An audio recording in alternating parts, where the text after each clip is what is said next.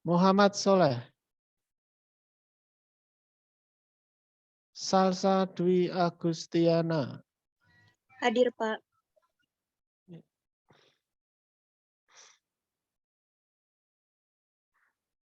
Sekarang TI semester 5.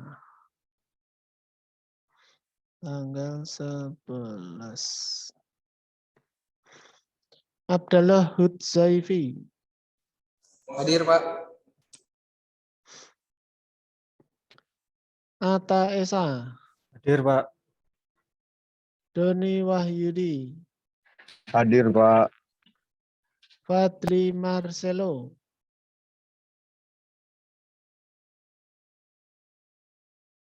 Fajar Kurniadi. Hadir, Pak. Leonis Firdaus. Hadir, Pak. Maman Sulaiman.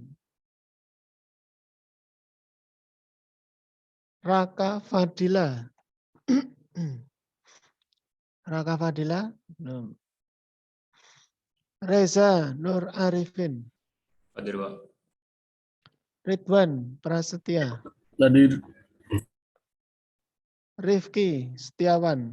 Hadir, Pak. Rifki Algi Fauzan. Izin, Pak, lagi ke apotek dulu. Oh izin. Oh tadi yang chat tadi ya. Iya, Pak. Oke.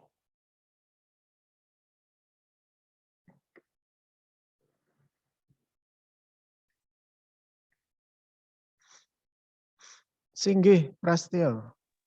Hadir, Pak. Topan Firdaus. Oke, ya.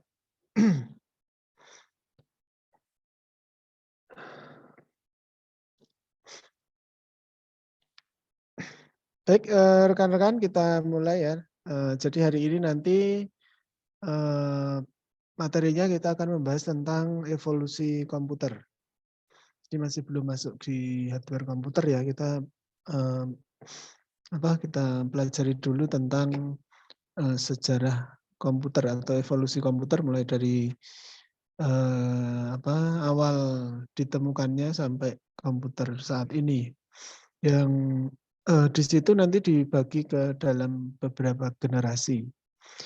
Jadi intinya kalau di dalam pembagian generasi itu nanti ada lompatan teknologi atau penemuan besar ya yang berpengaruh terhadap kinerja komputer itu sendiri. Jadi kenapa dibedakan menjadi generasi? Karena terjadi lompatan penemuan yang cukup berpengaruh cukup besar yang terkait dengan performa komputer. Entah alatnya itu berubah atau tingkatan peningkatan performanya lompatannya cukup tinggi gitu. Oke, kita mulai saja di pertemuan kedua. Oh iya, materinya belum sempat saya upload di e-learning, nanti habis perkuliahan nanti saya upload di e-learning.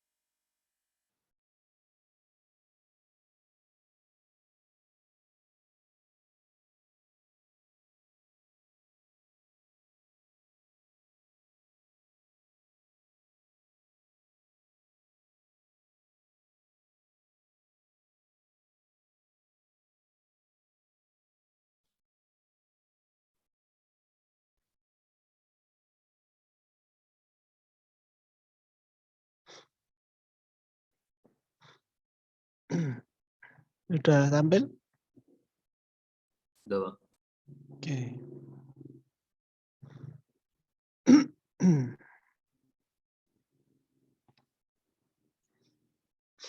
Baik, kita mulai di pertemuan kedua ini kita akan membahas tentang evolusi dan perkembangan komputer.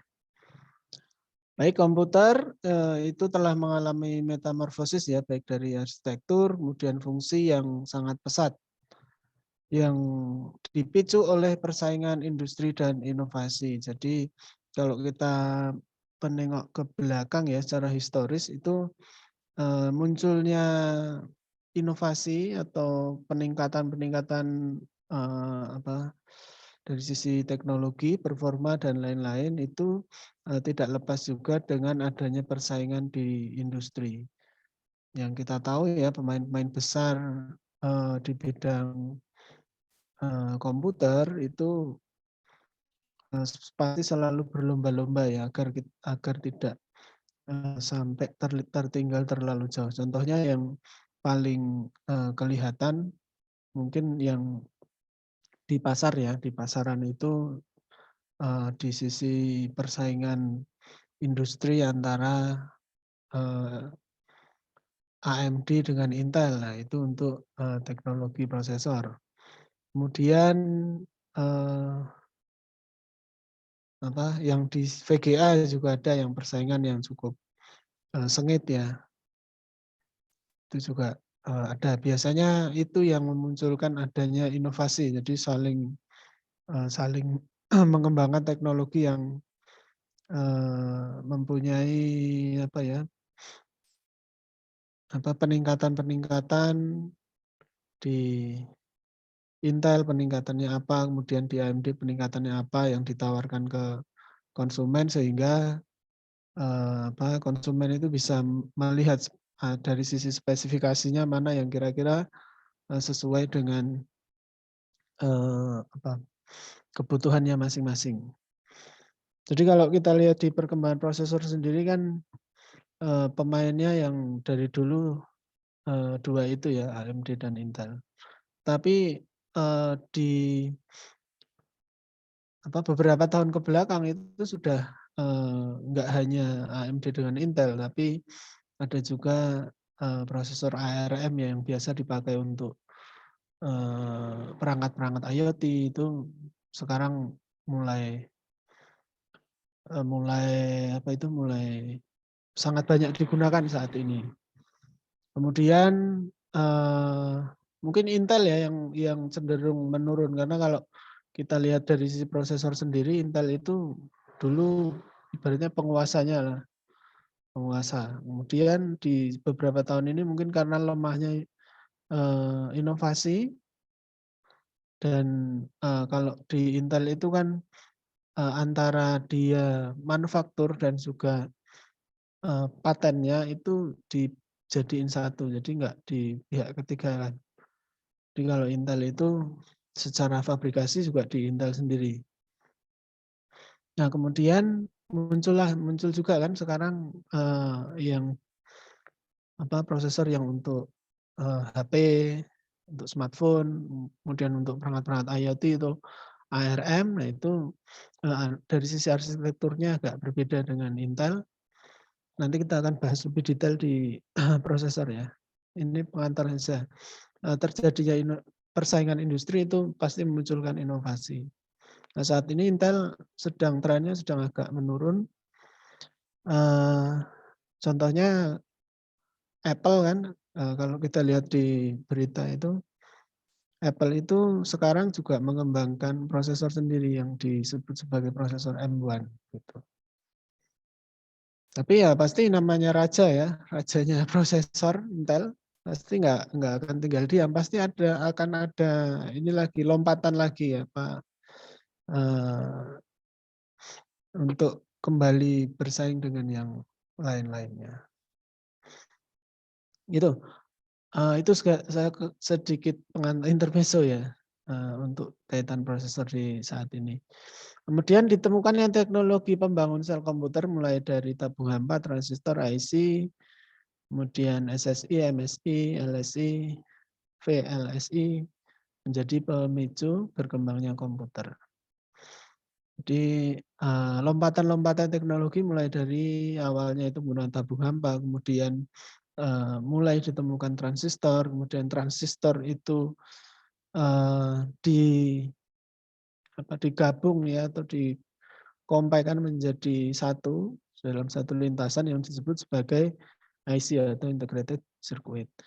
Kemudian IC-IC ini berkembang dari mulai SSI, MSI, LSI ini lebih ke sisi peningkatan jumlah transistor ya dalam setiap IC-nya. Ini memicu berkembangnya komputer. Jadi setiap generasi itu ada lompatan-lompatan atau lompatan teknologi ya. Kemudian tren komputer saat ini itu berkembang jauh melebihi dari ekspektasi. Jadi mulai kalau kita melihat di awal sejarahnya komputer yang hanya digunakan sebagai alat hitung, nah kemudian sampai tren komputer saat ini itu berkembangnya sangat pesat sekali. Ditambah lagi sekarang muncul dengan banyaknya perangkat-perangkat IoT, Internet of Things, kemudian dan juga perangkat IoE atau Internet of Everything. Jadi segala macam perangkat itu bisa kita kendalikan ya. Kalau IoT itu kan internet ya. Pembangun infrastrukturnya adalah Internet of Things, berarti segala macam benda yang kita gunakan untuk yang kita pakai untuk kehidupan sehari-hari itu bisa kita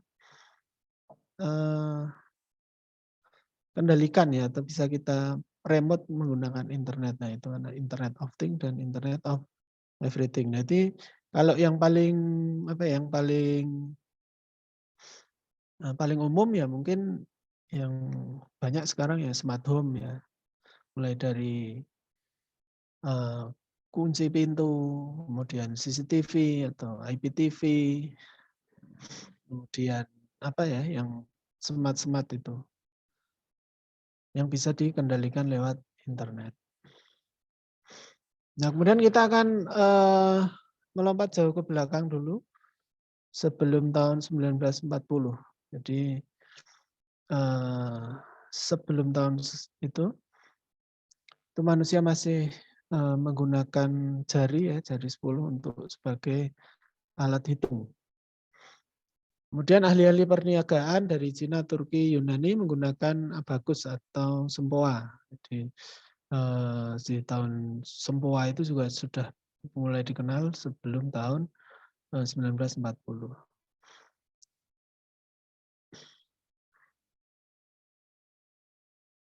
Kemudian pada tahun 1617 John Napier itu menemukan perhitungan logaritma dan menemukan alat yang disebut tulang Napier atau Napier Bones. Blaise Pascal, pencipta mesin perhitungan mekanik pertama pada tahun 1642. Mesin ini beroperasi dengan menggerakkan gear pada roda. Kemudian tahun 1816 Charles Babbage membuat The Difference Engine. Mesin ini bisa menyelesaikan masalah perhitungan matematika seperti logaritma secara mekanik dengan tepat sampai 20 digit.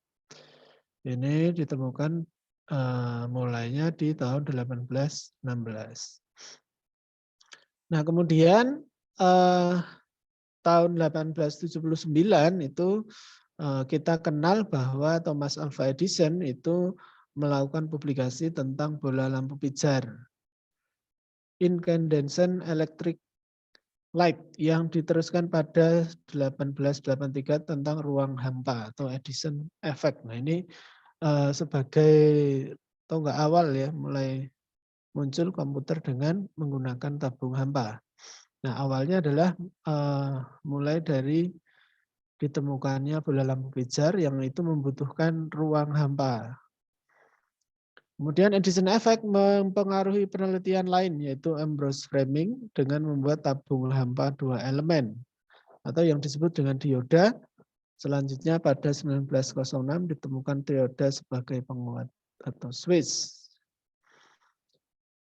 Nah, itu tentang awal sebelum munculnya komputer ya yang di atas tadi. Kemudian komputer generasi pertama. Nah, komputer generasi pertama itu berbasis dari tabung vakum atau berdasarkan dari ditemukannya bola lampu oleh Alva Edison tadi ya. Nah, itu tabung vakum itu juga dipakai untuk menyimpan baris perintah gitu. Nah, ini ada yang disebut sebagai ENIAC atau Electronic Numerical Integrator and Computer. Jadi komputer pertama yang ditemukan adalah ENIAC. Itu dirancang oleh Dr. J. Brisper dan John W. Mauchly dari Moore School University, Universitas Pennsylvania tahun 1943 sampai 1945. Jadi ini mungkin hampir pas dengan terjadinya Perang Dunia Kedua ya, 1943 sampai 1945. Kemudian pembangunan ENIAC itu dimulai pada tahun 1943 dengan persetujuan Army Ballistic Research Laboratory atau BRL pada tahun 1946. Jadi ENIAC itu mungkin pada awalnya dulu di tahun-tahun segitu itu memang ada dukungan dari angkatan bersenjata ya. Di sini ada Army Ballistic. Mungkin tujuannya sebagai pendukung, mungkin supporting terkait dengan kebutuhan perang. Bisa jadi seperti itu. Nah, kemudian ENIAC, Electronic Numerical Integrator and Computer, itu dibuat dengan spesifikasi sebagai berikut. Jadi memanfaatkan bilangan desimal, jadi belum menggunakan bilangan biner. Masih menggunakan bilangan desimal. Kemudian beratnya itu dalam satu komputer ENIAC itu beratnya 30 ton. Kemudian volumenya 1.500 kaki. Berisi 18.000 vakum tube atau tabung hampa. Daya listrik yang diperlukan 140 kW. Kecepatan operasi 5.000 per detik. 20 akumulator mampu menampung 10 digit bilangan desimal. Masih menggunakan saklar manual. Digunakan oleh BRL untuk kepentingan perang. Nah, ini benar ya. Jadi memang awal pertama kali komputer itu dibuat, ya mungkin salah satunya untuk sebagai alat hitung, kemudian juga mendukung kepentingan perang pada Perang Dunia Kedua. Karena saya lihat tadi di awal tadi kira-kira tahun segitu ya.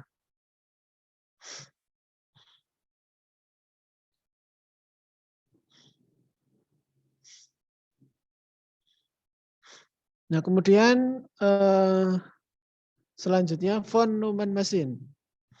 Von Neumann adalah pencetus ide mengenai konsep store program atau program penyimpanan sebagai pengembangan dari ENIAC. Idenya kemudian dipublikasikan dalam bentuk proposal pada tahun 1945 dengan nama EDVAC atau Electronic Discrete Variable Computer.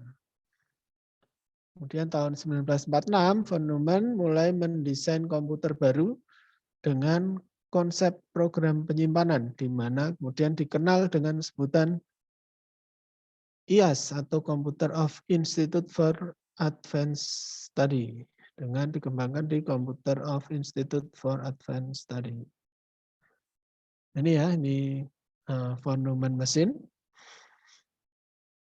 Kemudian pada tahun 1952, IAS komputer meskipun belum lengkap sudah memenuhi kegunaan sebagai komputer yang berbasis store program. Secara umum, struktur dari komputer IAS adalah sebagai berikut. Memori utama untuk menyimpan data dan instruksi, arithmetic logic unit untuk mengolah data biner, jadi sudah menggunakan basis bilangan biner ya. Kemudian control unit untuk proses eksekusi instruksi. Jadi kalau kita lihat, kita lanjut dulu ya. I/O untuk berinteraksi dengan lingkungan luar struktur IAS komputer secara detail memiliki 1000 lokasi penyimpanan. Nah, Nah, kalau kita lihat dari penjelasan dari volume mesin tadi ya, itu secara tonggak dasarnya itu lebih sudah mirip dengan komputer modern saat ini ya, karena ada input outputnya yang dipakai untuk berhubungan dengan perangkat luar atau perangkat pendukung. Kemudian sudah ada memori, kemudian sudah ada ALU ya, arithmetic logic unit tadi. Kemudian struktur dari IAS secara detail adalah ALU, kemudian memory buffer atau MBR, memory address atau MAR, memory buffer ini untuk menyimpan berisi sebuah word yang akan disimpan di dalam memori atau digunakan untuk menerima word dari memori. Kemudian MAR untuk menentukan alamat word di memori yang untuk dituliskan dari MBR atau dibaca oleh MBR. Kemudian IR atau Instruction Register, kemudian IBR, Instruction Buffer Register, kemudian PC atau Program Counter, berisi alamat pasangan instruksi berikutnya yang akan diambil dari memori. Kemudian akumulator atau AC, kemudian quotient.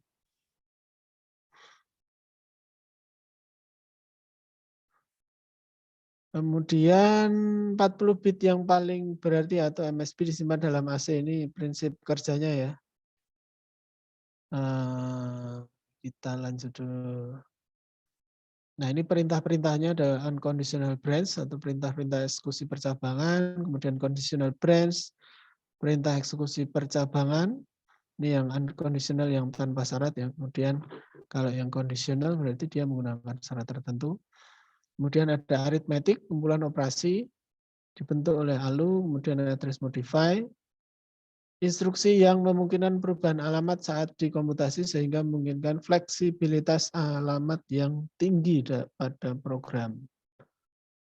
Nah, kemudian dari penjelasan di atas tadi, bahwa pada intinya struktur dasar dari IAS komputer atau disebut sebagai mesin von Neumann itu adalah yang pertama ada main memory, kemudian ada input output, kemudian ada CPU, dan CPU itu terdiri dari ALU dan control unit.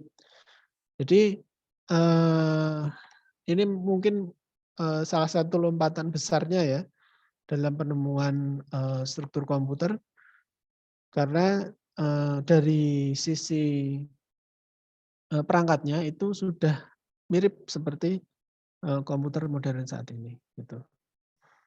Ada memori, kemudian ada I/O, kemudian ada CPU sebagai alat hitungnya.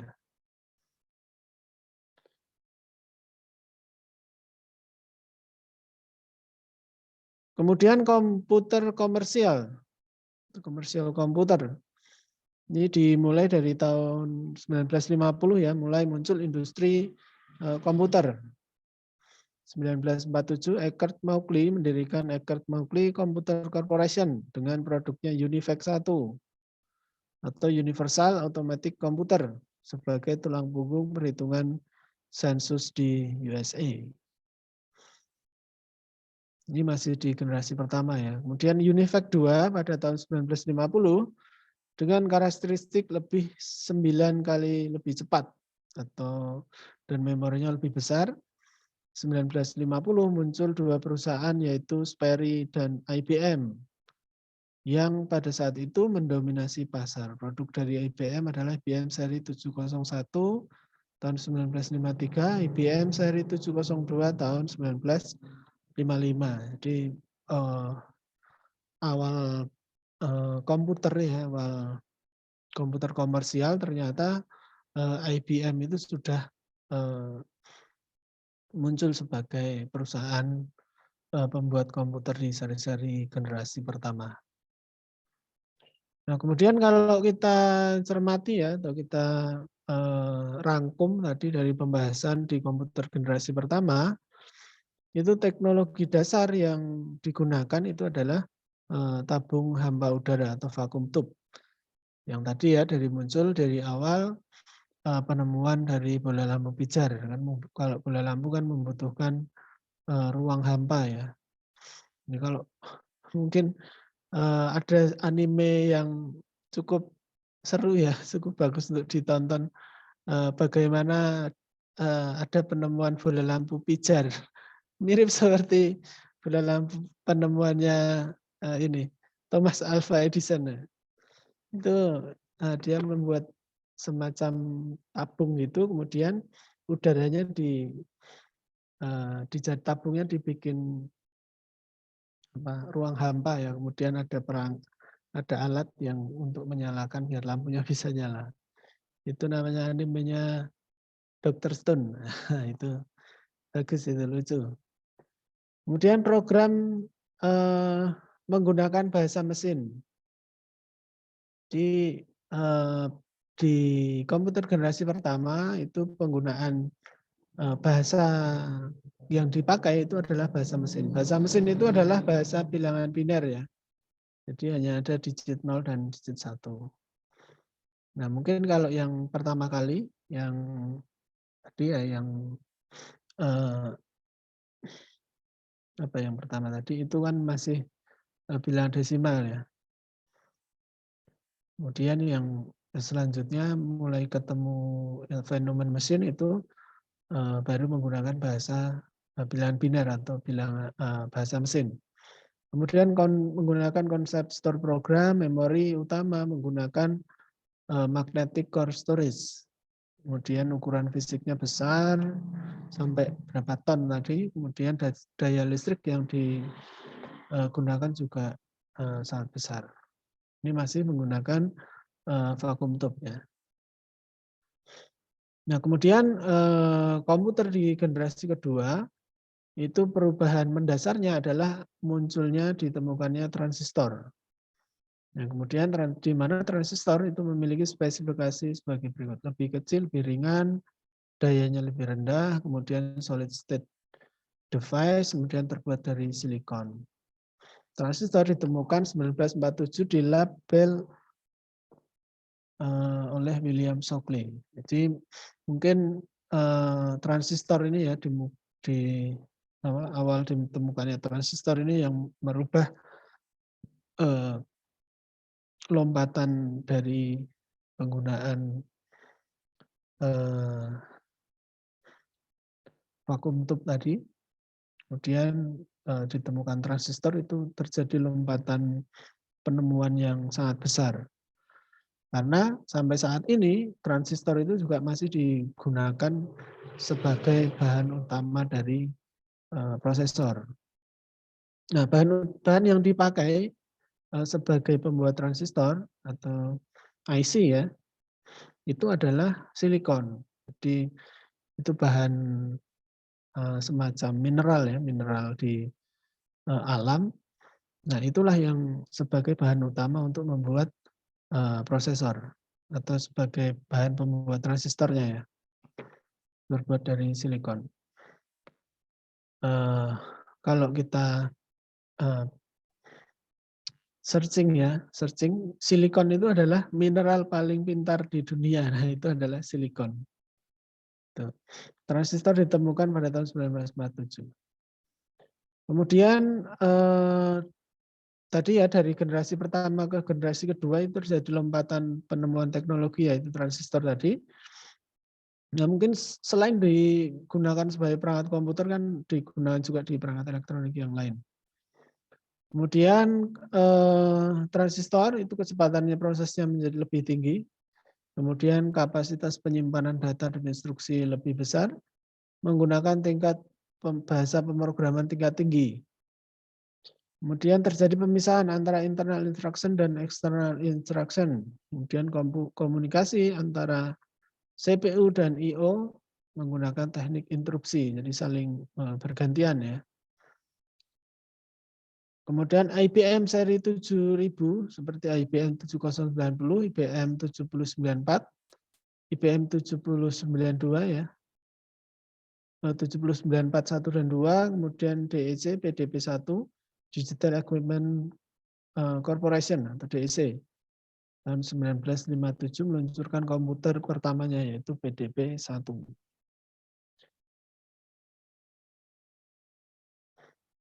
Nah, komputer generasi kedua ini bentuknya seperti ini ya, ini transistornya ya.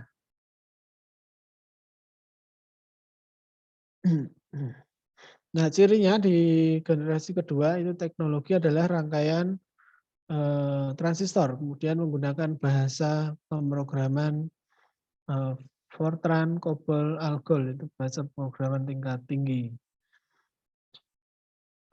Tingkat rendah ya, bahasa pemrograman tingkat rendah. Karena dia lebih mendekati dengan bahasa mesin. Kemudian kemampuan memori lebih besar hingga puluhan ribu karakter menggunakan memori sekunder atau magnetic tape dan disk untuk menambah kapasitas. Ukuran dan daya lebih sedikit atau lebih kebutuhannya lebih kecil dibanding dengan generasi pertama. Nah, di komputer generasi ketiga itu lompatan teknologinya atau lompatan inovasinya itu bukan mengganti bahan utama ya, tapi masih menggunakan transistor, akan tetapi transistornya itu dijadikan dalam satu rangkaian atau dibuat dalam satu rangkaian yang kompak ya. Tidak ada penggantian material utama sebenarnya. Kalau di generasi pertama tadi kan ada benar-benar ada lompatan pergantian material utama ya dari vakum tube kemudian ke transistor. Nah, tapi kalau di generasi kedua ke ketiga itu transistornya, yang rangkaian transistor itu dijadikan menjadi satu rangkaian blok yang disebut sebagai IC atau integrated circuit. Penuaan transistor tidak membuat peneliti cukup untuk berinovasi. Jadi pada tahun 1958, Jack S. Kibble membuat ide penyatuan transistor dalam rangkaian dalam satu blok. Komputer generasi ketiga memasuki era mikroelektronik sebagai pengganti transistor. Mikroelektronik merupakan dasar penemuan dari IC atau integrated circuit, lintasan yang terintegrasi. Nah, ini sudah mulai ditemukan di tahun 1958. Nah, IC ini yang membuat lompatan pembaruan atau apa ya, banyak sekali penemuan-penemuan perangkat ya yang menggunakan IC. Sampai saat ini masih banyak sekali digunakan. Nah, kemudian ada yang dikenal sebagai hukum Moore atau Moore's Law. Di Gordon Moore atau co-founder Intel itu membuat hukum yang disebut sebagai hukum Moore. Hukum Moore ini mungkin kita kenal ya, kenapa kok setiap mungkin kurang dari 2 tahun itu pasti ada prosesor baru muncul gitu. Nah, setiap kurang dari 2 tahun, 1 tahun atau 1,5 tahun itu prosesor baru muncul, mulai dari Pentium zaman dulu, kemudian kalau di prosesor Intel ya, Pentium, kemudian zamannya Core, generasi i5, i7, i9, pasti muncul muncul seri barunya itu di rata-rata kurang dari waktu 2 tahun, 1 sampai 2 tahun lah. Nah, itu berkaitan dengan berkaitan dengan Moore's Law atau hukum Moore. Jadi Gordon Moore itu co-founder dari Intel, itu menyatakan bahwa kira-kira setiap 18 bulan jumlah transistor yang dipasang dalam sirkuit itu bisa bertambah 2 kali lipat. Kemudian sejak tahun 1970 ya sampai saat ini itu pasti muncul setiap 18 bulan ya, enggak mesti pas ya, paling di rata-rata kurang dari 2 tahun itu pasti muncul prosesor baru gitu. Karena mengikuti dari ini, hukum Moore ini. Kerapatan tinggi berarti jalur pendek, kinerjanya menjadi tinggi. Jadi apa itu? Di dalam IC itu kan ada jutaan transistor ya. Jutaan transistor. Nah, itu setiap 2 tahun itu bisa kita rapatkan menjadi 2 kali lipat. Nah, sampai kalau saat ini mungkin prosesor sudah kalau kita apa itu integrasi IC-nya, transistor yang di dalam IC-nya itu jaraknya antar transistor itu hanya mungkin sudah berapa nm ya sekarang ya. Mungkin kisaran sudah di bawah 5 nanometer lah. Nanti kita lihat di prosesor yang terbaru ya. Untuk lintasannya antar transistor itu berapa gitu. Itu pasti ada spesifikasinya. Nah, ini berdasarkan dari hukum Moore ini, setiap 18 bulan itu kita bisa memperpendek lintasannya, lintasan jadi transistor. Nah, keuntungannya apa untuk lintasan atau jalur antar transistor yang berada di dalam IC itu? Keuntungannya apa? Ya jelas, karena jaraknya lebih pendek, otomatis ukurannya juga menjadi lebih kecil, fleksibilitasnya meningkat, daya listrik yang dipakai juga lebih hemat, panasnya bisa lebih turun. Nah, kalau ukuran semakin kecil, makanya kalau setiap dari awal komputer dulu kan besar-besar ya. Kemudian semakin ke sini pasti semakin kecil ya. Nah, itu berkaitan dengan salah satunya jarak antar transistor yang ada di dalam IC itu semakin rapat gitu. Sambungan sedikit berarti semakin handal atau reliable. Saat ini hukum Moore mungkin akan sedikit terbatas beberapa saat di awal tahun 2020 ketika komponen chip hanya berjarak batasan sekitar 5 nanometer. Jadi mungkin sekitar 5 nm ya. Ya, nanti kita cek untuk spesifikasi prosesor generasi terbaru. Nah, yang jadi pertanyaan itu jadi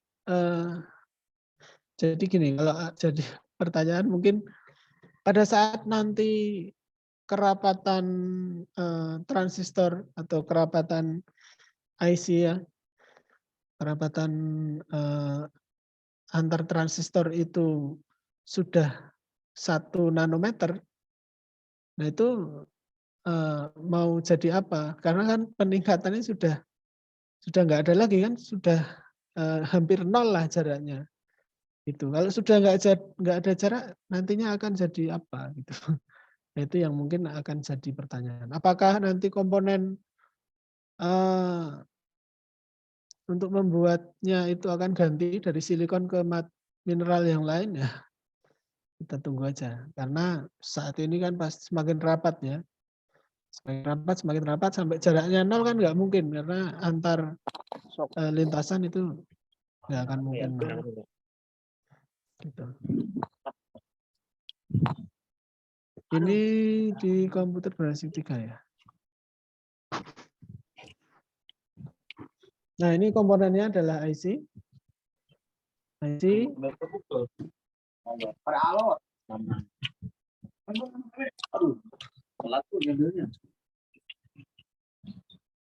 punya siapa ya yang nyala mic-nya? Selamat.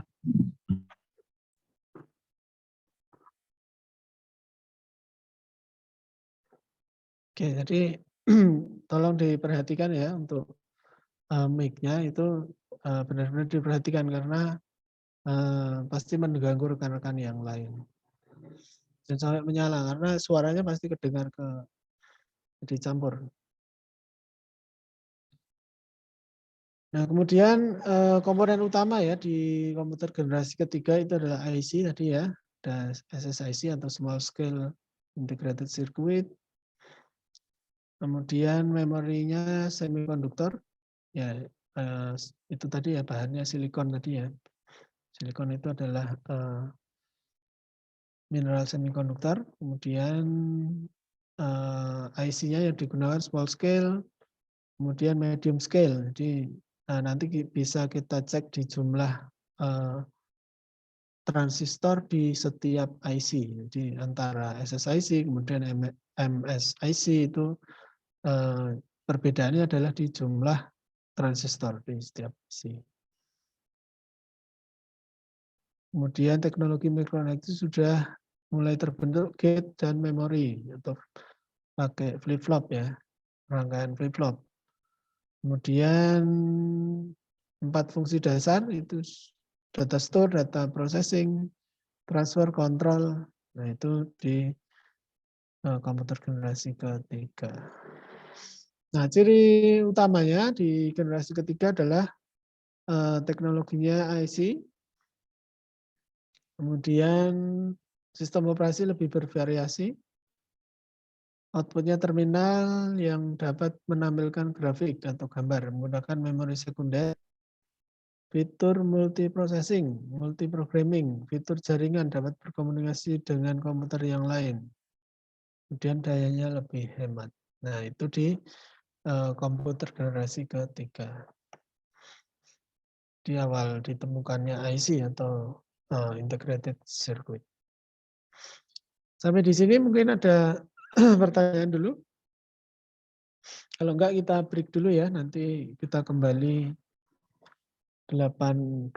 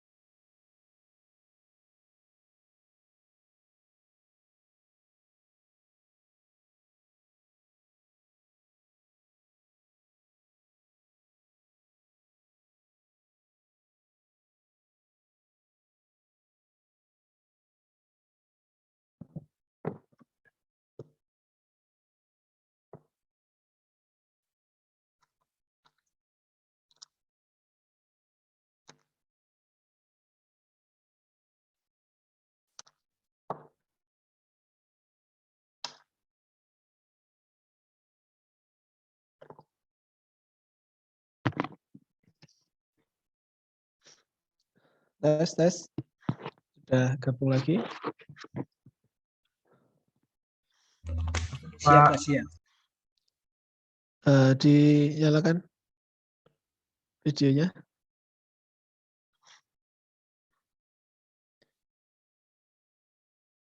Kalau tepatnya itu sebenarnya dinyalakan kameranya ya. Kalau video kan dinyalakan kameranya. Video dikira nanti dinyalakan YouTube-nya.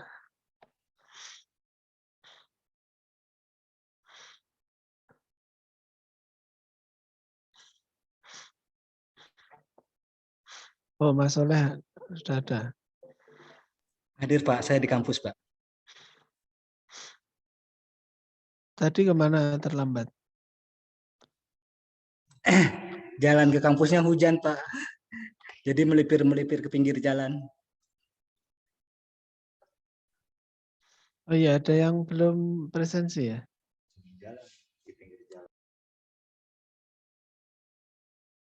Selain Moh Soleh. Fikri, Pak. Siapa? Fikri udah hadir, Pak. Fikri. Namanya siapa? Fikri Ahmad Mubarak ya? Iya, Pak. Itu aja 2 tambahannya. Oke, kita lanjut lagi ya. Mana tadi? Ya, kita tadi sudah di generasi komputer generasi ketiga ya. Kemudian kita lanjut ke komputer generasi keempat. Nah, sebenarnya antara generasi kedua, generasi ketiga tadi kan mulai IC ya, kemudian IC-nya itu yang saya sampaikan tadi bahwa penggunaan IC itu semakin banyak di dalam satu IC, transistornya semakin banyak. Karena terkait di generasi ketiga itu ada penemuan hukum Moore tadi oleh co-founder Intel tadi ya. Itu setiap rata-rata kurang dari waktu 2 tahun itu dalam satu IC itu bisa ditambahkan sebanyak 2 kali lipat jumlah transistornya di dalam satu IC. Nah, di generasi keempat itu juga mirip ya. Sebenarnya masih peningkatannya adalah peningkatan dari sisi jumlah transistor. Jadi dalam satu IC itu jumlah transistornya meningkat gitu. Itu di komputer generasi keempat.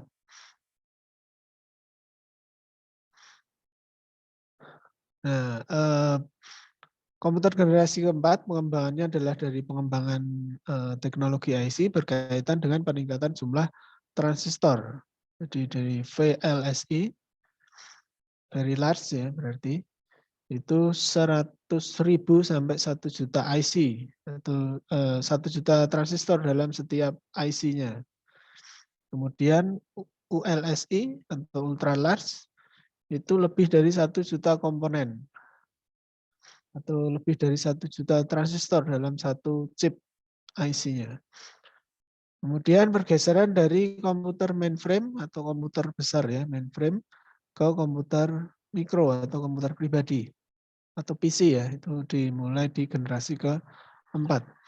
Nah, muncul yang banyak kita kenal atau kita pakai di IBM Power 3, kemudian Power PC, Sun Microsystem, kemudian Intel itu mulai dari Pentium 4, Pentium 3, Pentium 2, Celeron, Xeon, Intel 486, Intel 386. Itu generasi Intel Pentium itu di komputer generasi keempat. Kemudian AMD K6, K5, kemudian Fujitsu Spark 64, HP, NEC, Cyrix, Texas Instrument. Nah, itu di produk komputer di generasi keempat. Nah, komputer generasi keempat itu cirinya komponen utamanya adalah IC, integrated circuit, kemudian IC yang digunakan adalah IC, large scale integrated circuit. Diperkenalkan teknologi mikroprosesor, penggunaan operating system yang lebih baik, memori semikonduktor juga sama ya, terjadi kerapatan atau kalau di sisi transistornya itu semakin rapat, otomatis jumlah kapasitas yang bisa disimpan kalau di sisi RAM ya itu menjadi lebih besar. Kemudian jaringan komputer juga pastinya lebih baik. Nah, itu di komputer generasi keempat ya. Kemudian di komputer generasi kelima itu komputer cerdas, ketepatan tinggi, mobilitas dan data yang besar, pergeseran dari perangkat keras ke perangkat lunak. Yang sebelumnya itu lebih banyak pengembangan berbasis hardware ya. Kemudian di komputer generasi kelima itu muncul peningkatannya berbasis perangkat lunak atau berbasis softwarenya sangat banyak muncul. Komunikasi mesin ke mesin. Nah, jadi kalau kita rangkum ya dari mulai dari tahunnya ya di tahun 1946 sampai 57 itu di komputer generasi pertama menggunakan vacuum tube, kemudian transistor itu 1958 sampai 1964. Kemudian SCI tadi, small scale integrated circuit, itu dalam satu chip atau dalam satu IC itu jumlah komponen transistornya ada 100 komponen. Itu yang small scale, kemudian medium scale 100 sampai 3000 komponen. Large scale 3000 sampai 100.000 komponen. Sampai ke ultra large scale integration itu lebih dari 100 juta ya komponen dalam satu IC. Jadi semakin rapat, semakin rapat, semakin rapat.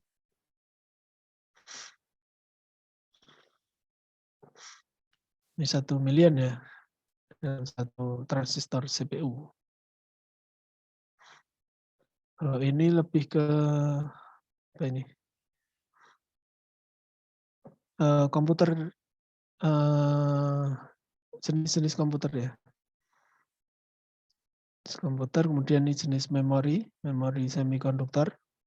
Ini juga penyusun utamanya sama ya, transistor.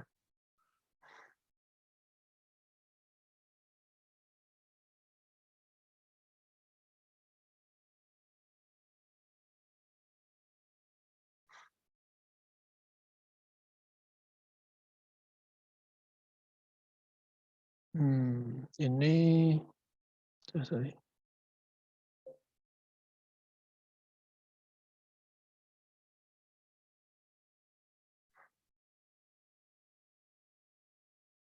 Kita mulai dari sini.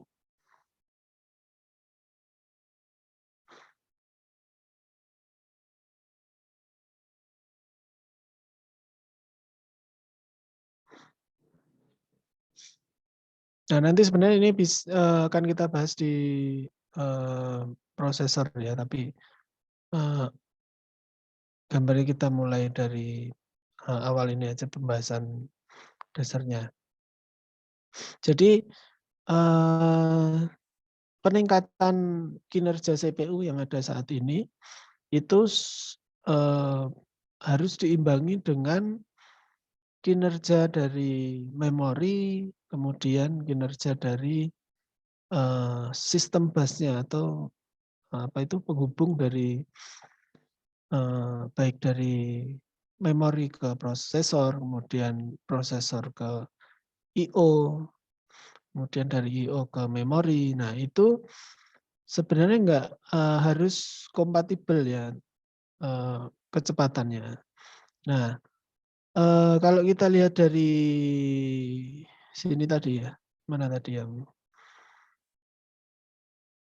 kecepatan dari prosesor itu tidak diimbangi dengan peningkatan kecepatan yang signifikan dari memori. Jadi prosesor sudah sangat cepat, tetapi di sisi main memorinya masih lambat. Nah, makanya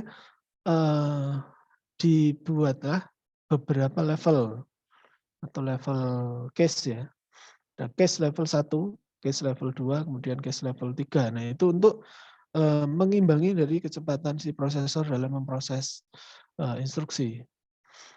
Makanya instruksi yang masuk dari memori itu sudah selesai, tapi banyak nganggurnya kalau antara kecepatan dari CPU dan memorinya itu tidak seimbang, nah jadinya adalah memori CPU-nya banyak nganggur. Nah, makanya ada beberapa model dari peningkatan kecepatan agar si main memory atau memori utama sebenarnya perangkat I/O juga, kemudian sistem busnya juga berpengaruh. Nah, itu ada beberapa model yang dipakai untuk mengimbangi kecepatan dari prosesor. Ada pipelining, kemudian onboard case, L1, L2, kemudian branch prediction, data flow analysis, speculative execution. Nah, itu tujuannya adalah untuk mengimbangi dari si kecepatan CPU. Kecepatan prosesor meningkat, kapasitas memori meningkat, perkembangan kecepatan memori itu lebih lambat atau tertinggal jika dibanding dengan kecepatan prosesor. Jadi prosesornya sudah cepat tapi si memorinya masih lambat, otomatis kinerjanya jadi nggak maksimal ya. Kita nggak bisa memanfaatkan kinerja prosesor yang sudah sangat cepat. Nah, ketidakseimbangannya itu kalau dari data ini ya, ini sangat terlihat sekali. Nah, ini tadi ya hampir sama ya untuk solusinya. Itu peningkatan jumlah bit per akses, mengubah interface, DRAM, menambah cache ya. Kemudian meningkatkan bandwidth interkoneksi, jadi bus yang menghubungkan antara bus sistem yang menghubungkan dari prosesor ke memori utama, kemudian ke input-output itu juga menggunakan high speed bus. Nanti detailnya kita bahas di sistem bus. Oke, kita lihat di ini yang lain ya, di referensi lain untuk evolusi komputer selain yang saya sampaikan. Di mana di sini? Tadi saya sempat lihat ya. Kok hilang? Evolution.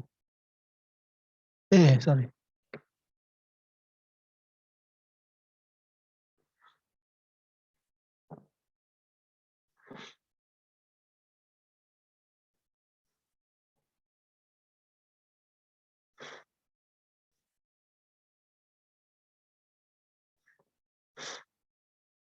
Nah, ini Generation of Computer, ini dari situs apa ini? Vedantu.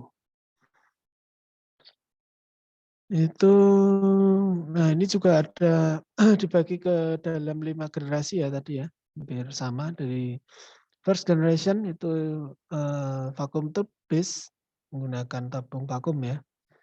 Ini sudah muncul ya di screen ya. Udah kok, Pak.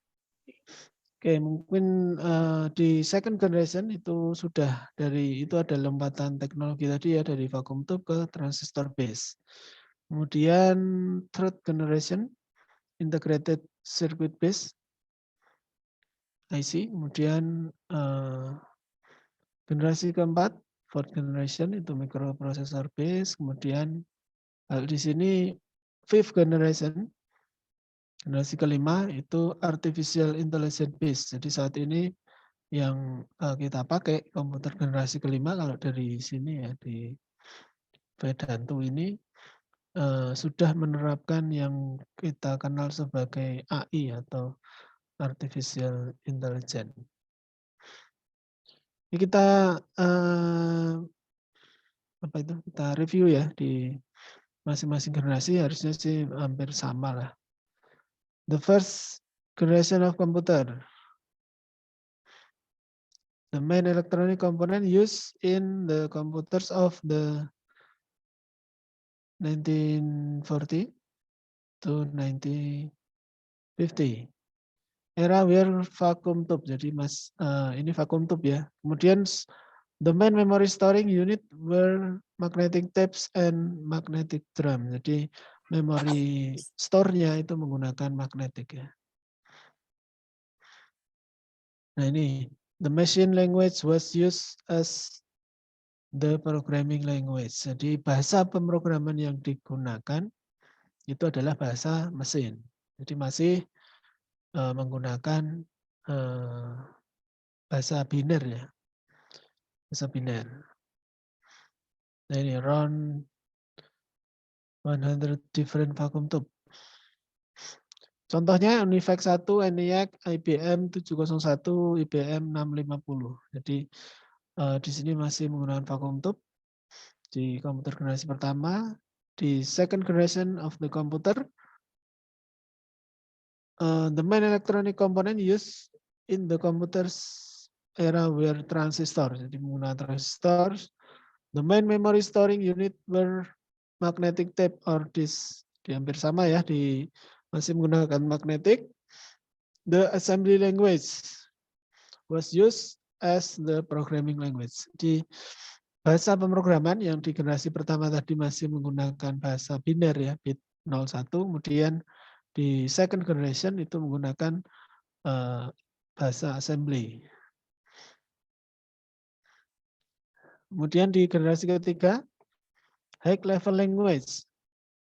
Ini eranya sirkuit ya. The main electronic component used in the computers of the area were integrated circuit IC. Ini 1960 ini harusnya. 1960 sampai 1970. Ini high level language such as Basic COBOL Pascal. Ini bahasa yang digunakan. Bahasa tingkat tinggi itu masuk bahasa tingkat tinggi ya, Basic COBOL Pascal. Kemudian contohnya ini example produknya IBM 370, IBM 360, Univac, dan seterusnya. Kemudian di generasi keempat, ini fourth generation of computers are microprocessor and very large scale integration atau VLSI. When thousands of transistors are attached to a single microchip, it is known as VLSI. Thousand of transistors. Dan dalam satu microchip atau dalam satu IC. Nah ini mulai muncul memori semikonduktor atau RAM, ROM, dan seterusnya. Random access memory atau RAM, temporary store the program and data. Jadi dia sifatnya adalah temporary. The content are lost when the computer is shut down. Jadi dia akan RAM itu akan datanya yang disimpan dalam RAM itu akan hilang pada saat komputer kita shutdown. Itu fungsi dari RAM ya, random access memory. Kemudian ROM, read only memory permanen. Ini yang sifatnya permanen. High level language. Jadi di komputer generasi keempat itu mulai dipakai bahasa pemrograman tingkat tinggi ya. Contohnya C Crash, C++, C, Java, Python, JavaScript, dan seterusnya. Nah ini mulai banyak sekali program-program yang dihasilkan dari bahasa pemrograman ini. Karena ini sifatnya adalah sudah bahasa tingkat tinggi ya, yang mendekati dengan bahasa kita. Jadi aplikasinya yang juga sangat berkembang, sangat kencang. The size are smaller and the speed has improved. Jadi besarnya itu sudah nggak terlalu besar, kecil ya, yang kemudian kecepatannya meningkat. input-output device, monitor, mouse, keyboard, printer, dan sebagainya. Sebagai perangkat input dan juga perangkat output. Kemudian di fifth generation of the computer, present and the future. Ini yang saat ini ya, saat ini dan ke depan. Ini the main electronic component they are used in present generation of computer is artificial intelligence, which use the parallel processing method. Nah, para prosesnya adalah proses paralel. Jadi kalau yang sebelumnya itu prosesnya adalah proses antrian ya, kalau yang atau antrian atau seri ya. Kemudian kalau yang di generasi kelima ini itu prosesnya adalah proses paralel method. Jadi paralel itu bisa sekarang kan komputer itu prosesornya adalah prosesor yang dengan banyak core ya.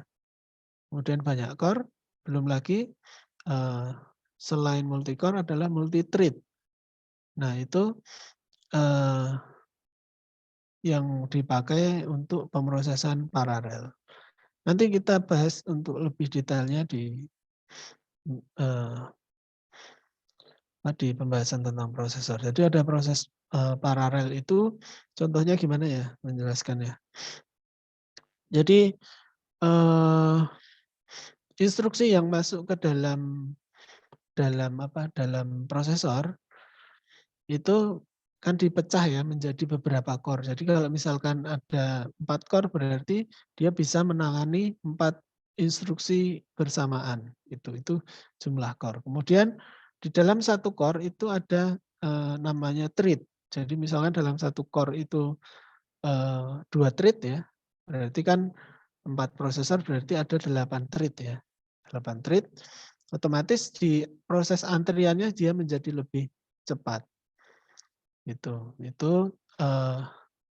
gambaran awalnya di dalam prosesor generasi saat ini itu pasti ada prosesor multi-core, kemudian selain multi-core adalah multi-thread atau multi-thread, banyak orang menyebutnya macam-macam lah, thread atau thread.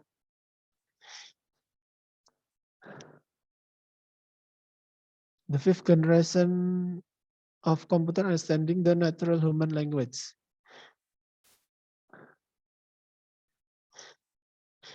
Nah, di sini ini ya artificial intelligence ya. Artificial intelligence itu contohnya paling mudah itu gimana ya? Jadi komputer itu seperti bisa berpikir ya, seperti bisa berpikir karena diajari atau di treatment oleh banyaknya data sehingga dia bisa menghasilkan output tanpa harus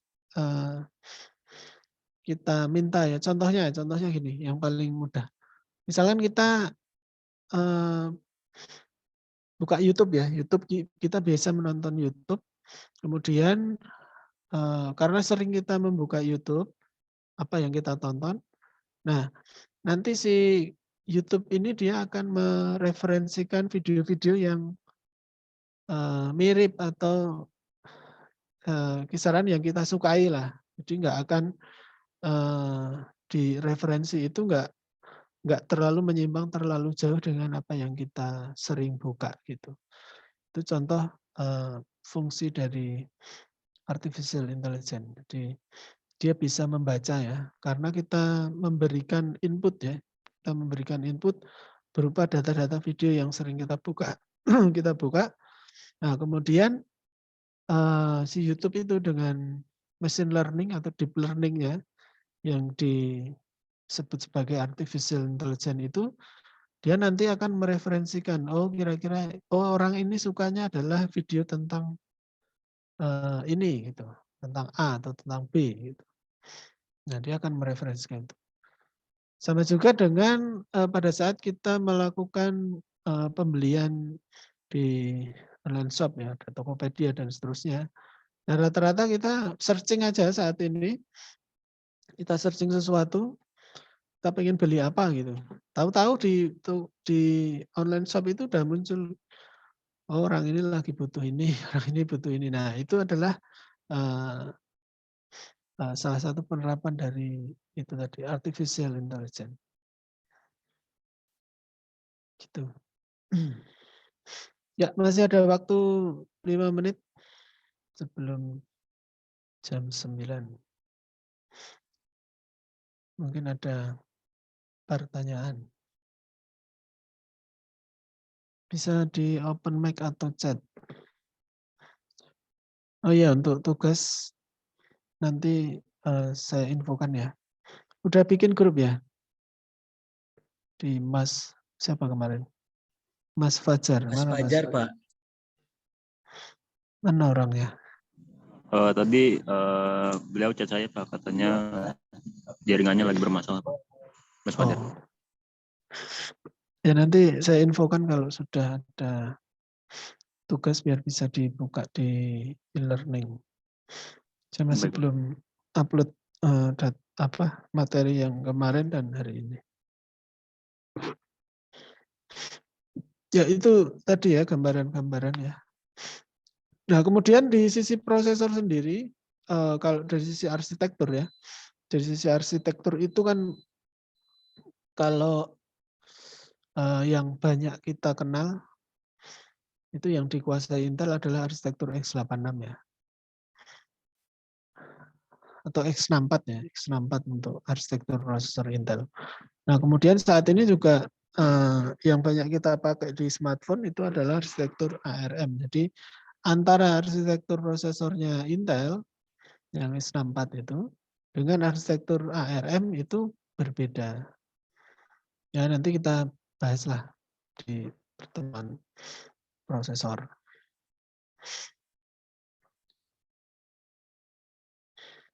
Ya, kalau nggak ada pertanyaan, saya kira cukup materi kita di malam hari ini. Nanti materinya bisa dicek di e-learning, silahkan dibaca-baca, kemudian dieksplor lagi. Kira-kira yang sedang tren saat ini itu hardware-nya apa. Gitu. Karena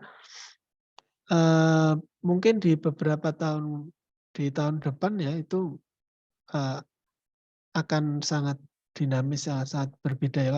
Kalau ke belakang itu kan penguasanya ya itu aja Intel, AMD. AMD itu pasti rata-rata pasti di bawahnya Intel ya. Sampai muncul saat ini yang di prosesornya AMD, prosesor Ryzen ya. Nah itu peta dunia persilatannya sangat ketat gitu. Tambah lagi Apple sudah membuat sudah keluar dari Intel untuk prosesornya, kemudian membuat prosesornya sendiri. Ya, ini sedikit tambahan. Saya kira cukup untuk pertemuan kita. Nggak ada pertanyaan kan? Ya. Baik, terima kasih sudah bergabung. Semoga apa yang kita pelajari hari ini sedikit membawa manfaat, kemudian membuka wawasan kita. Kurang lebihnya mohon maaf. Saya akhiri. Assalamualaikum warahmatullahi wabarakatuh. Salam. Assalamualaikum warahmatullahi wabarakatuh. Waalaikumsalam warahmatullahi wabarakatuh. Terima kasih, Pak.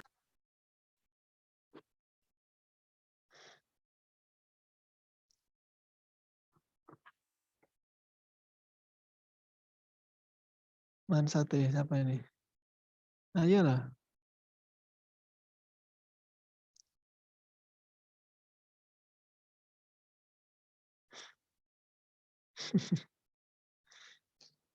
Tutup ya ini sate.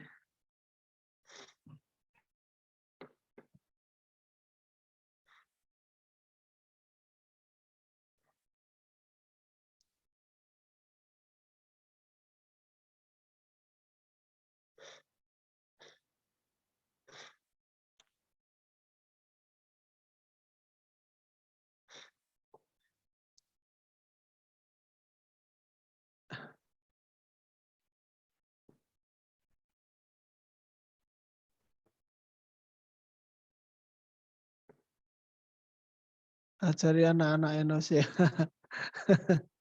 Ya, bisa lah.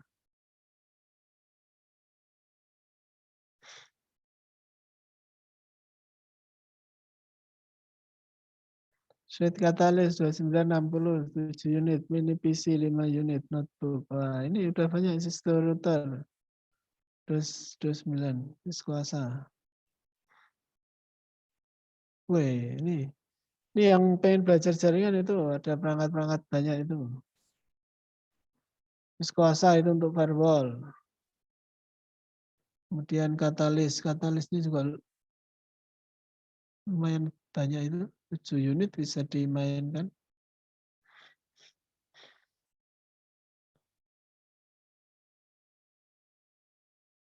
Satu unit rack.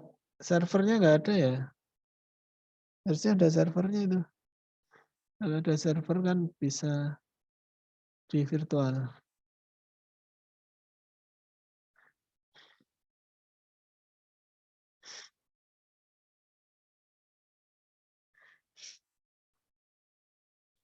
Ya ini minta sama dosen jaringan ya.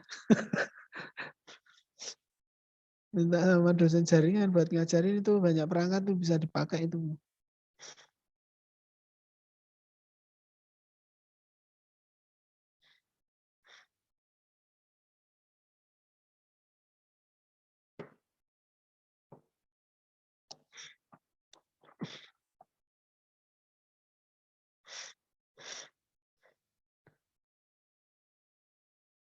Dosen jaringan sore Pak Ibnu, pagi Prof. Ono. Nah itu udah dosen canggih-canggih itu. Mantap ya.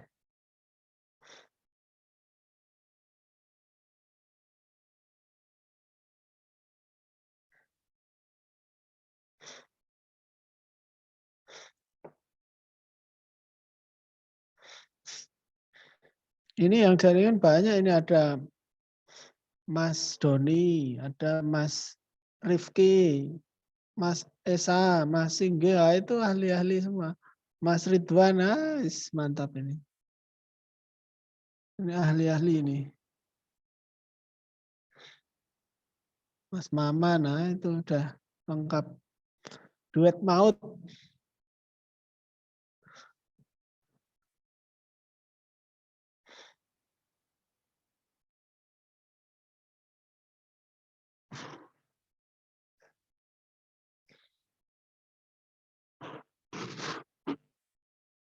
Insya Allah lah kalau besok ke PSD ya. Sudah semakin banyak itu labnya, sudah semakin lengkap. Harusnya bisa bermanfaat, dimanfaatkan yang maksimal. Nanti kalau ada jadwal, masih banyak agenda ya.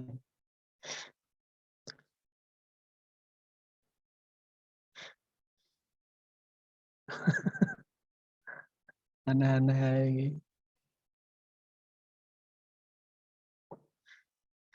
Ya, live dulu ya. Mau makan dulu, mau cari makan dulu. Ya Pak Andi, makasih Pak. Yuk.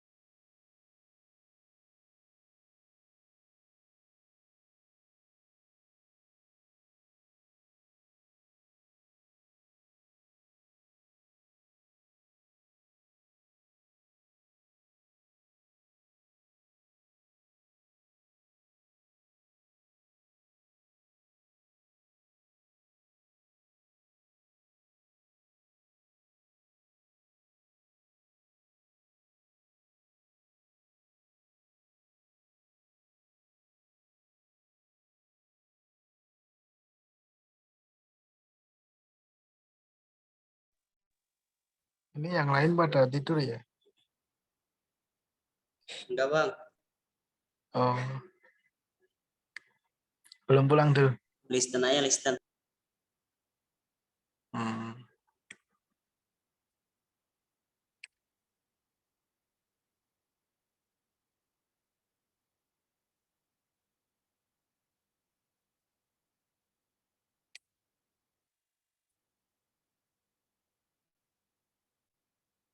Masih di kampus ya? Masih, Bang. Ini bedulan nih. Tuh.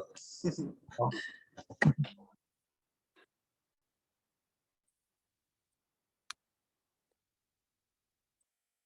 Gimana tugasnya? Udah pada ngumpulin? Ini yang lain lagi pada tidur kayaknya. Oh. Jangan lupa itu tugas install Tugas mana, Bang? Raspberry. Install Raspberry.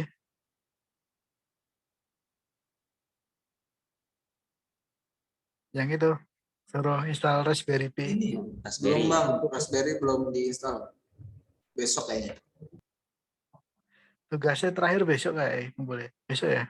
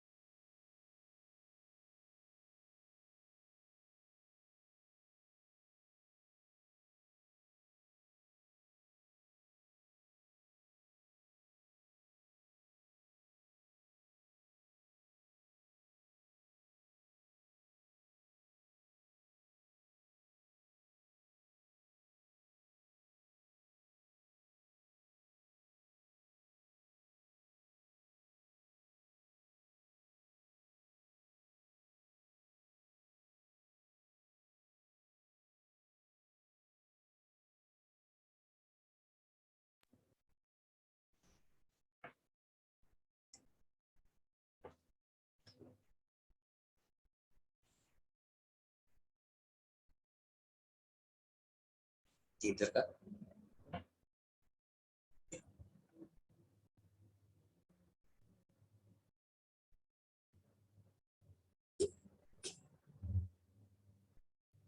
Tidur.